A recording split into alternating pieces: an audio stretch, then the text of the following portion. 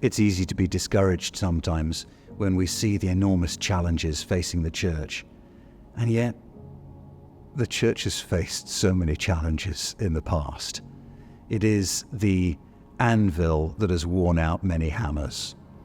It is, they say that the church has gone to the dogs, but it's the dog who dies when it tries to eat the church. Again and again, the church has been threatened, challenged, marginalized, but the church continues to grow. The gates of Hades will not prevail because the church is the creature, the creation of the Word of God. And so I look into times past where the church has got very small and the Word of God goes out into that culture.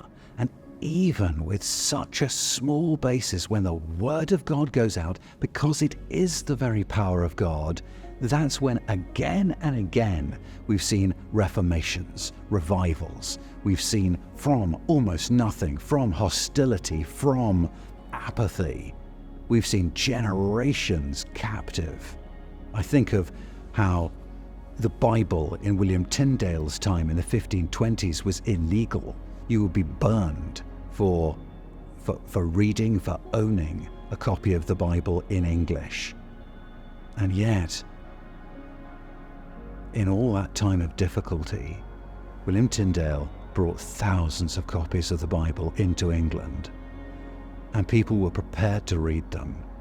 And when it was finally made legal for the Bible to be read in English, and Bibles were placed into churches across England, they appointed people to read this Bible out, and there were scrums around the Bible. There were throngs, hordes around, trying to hear the Bible, then wanting to spend money they didn't have to read the Bible, to dig in more deeply, because they saw this Bible has good news that in the culture that had forgotten the gospel or had been entirely ignorant of the gospel, they saw no such hope there. And once again, in those dark environments, the gospel proved its power. And so I'm optimistic for the future of the church and for the future of missions, because it rests not on us and our fallibility, but on the power of God, which is in the scriptures that we can wield and translate and distribute.